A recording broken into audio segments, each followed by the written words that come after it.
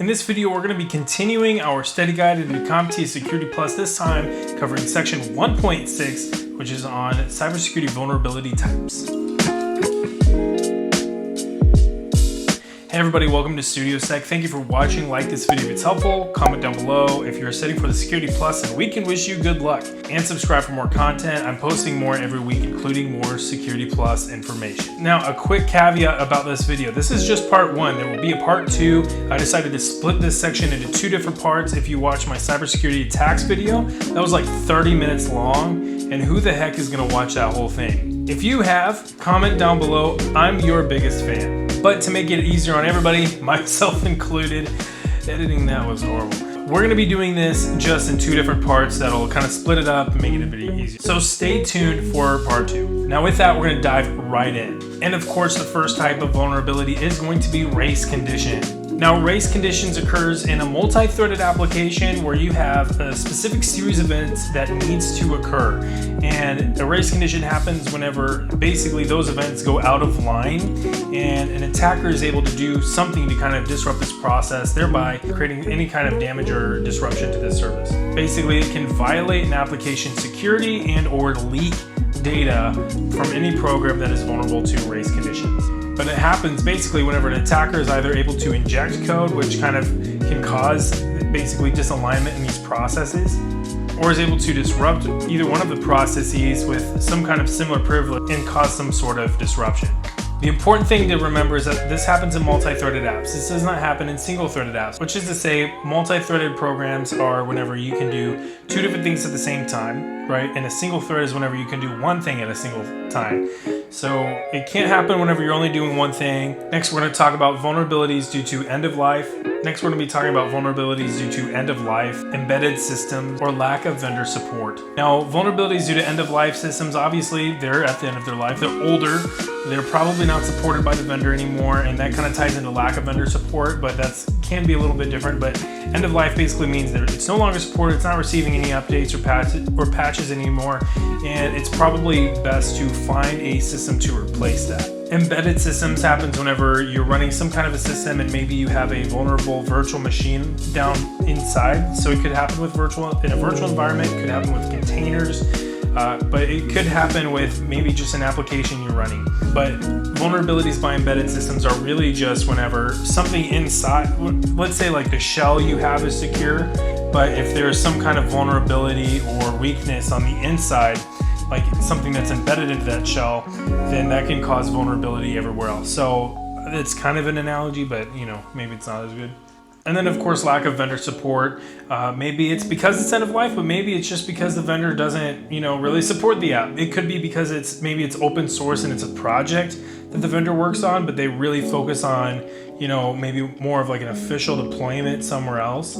And so whenever it comes to like patches and updates, you may not get that kind of level of support. And so you'll want to try to find some apps that have some good support, so that way you can patch vulnerabilities and not run into any security issues down the road. Next would be improper input handling. And this can lead to all kinds of things like an SQL injection, any kind of other injection attack where you're not doing any kind of input validation, and the attacker is able to put some kind of string of code or some kind of a command into any kind of field on maybe a website or a database, and they're able to return data that they shouldn't have access to.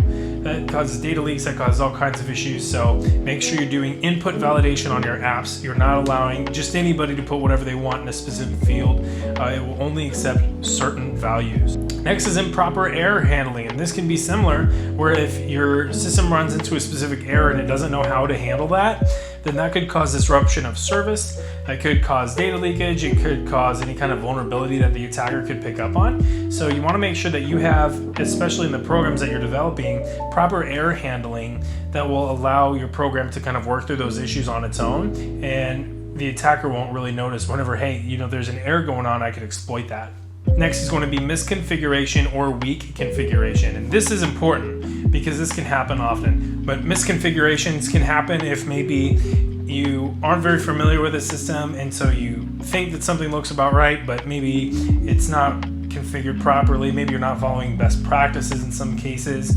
and that can lead to some weak configuration. But misconfigurations and weak configurations could lead to permission issues where maybe a user have permissions that they aren't supposed to have. You want to make sure that you are properly configuring your apps, following best practices, and you're staying on top of it. And you're not, sometimes you might find a set it and forget it kind of system, but really you're going to want to just kind of monitor everything and make sure, hey, do we need to reconfigure something? That might be an important thing to do. Next is default configuration. This is a big one because a lot of cyber attacks happen because people don't change the configuration on their devices. They leave it at default configuration. And password is a perfect example where if you leave the default password on a device, then attackers are able to find those online. Believe it or not, there are lists of those passwords online that an attacker can use to gain access to your device, and they can even automate that process. They don't even have to physically do it. They can set a program to exploit that password. So you want to make sure that you're changing your passwords, you're changing the default configurations to match your environment and match your security posture. Next would be resource exhaustion, and this happens whenever you have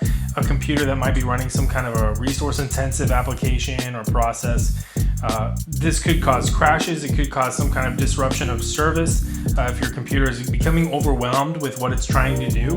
And so you want to make sure that you're really managing your resources wisely so you're not overwhelming your machines and causing any kind of outages. Next is untrained users, and this is a huge one, and this is really something that as a cybersecurity professional you're going to end up spending a chunk of your time doing is training users on certain items. So especially whenever it comes to, like, for instance, phishing attacks, you want to make sure that you are training your users on what a phishing attack looks like. You want to make sure you're training on your users on how to change their password and what good passwords look like. So untrained users can really be the bane of an organization's existence, but trained users can be the absolute strength of an organization's existence. So it really is a very big swing here. You want to make sure you're training your users and people in your organization, because if they're untrained in cybersecurity, it could cause serious issues. But whenever they're trained and they're vigilant, you really have yourself a juggernaut. And next we're going to look at improperly configured accounts. And this is kind of similar to misconfigurations. You want to make sure that you are giving people the proper permissions level. You're not giving somebody too much permissions. You're not giving somebody too little permissions. You want to make sure everybody's permissions are just right. And you want to continue to audit. You don't want to set it and forget it, because people might leave the organization. As soon as they leave, you have to have a process in place for deprovisioning their account, for taking care of their permissions, and making sure that people that maybe they get promoted, they get the access level they need, or maybe they get demoted, they get the access level that they need. But this can really cause some serious problems if you are not being careful. So that's it for part 1. We will be posting part 2 here very soon, so stay tuned. See you next time.